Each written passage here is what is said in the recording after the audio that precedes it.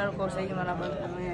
11 अक्टूबर का बड़ा crackdown operation drugs clean south, इधर आकर दिखाएं कितना बड़ा मजमा मंशात के आदि लोग दिखाएं इस वक्त।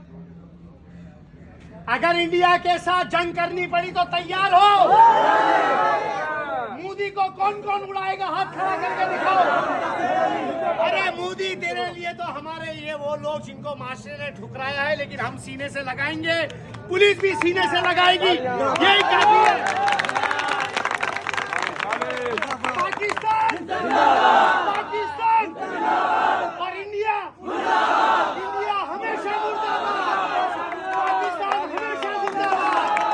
ग्रैंड ऑपरेशन और पाक फौज जिंदाबाद, पाक फौज जिंदाबाद, पाकिस्तान जिंदाबाद, पाकिस्तान जिंदाबाद और इंडिया हमेशा मुर्दाबाद। अरे मोदी तेरे लिए हमारे ये नशे के आदी लोग जो अब इंशाल्लाह नशा छोड़ देंगे काफी है।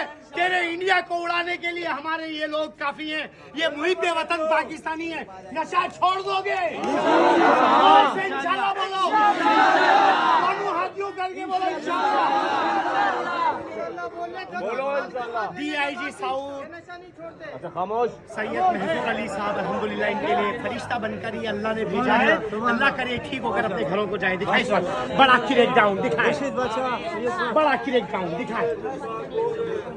मेरे को सही जो बना है।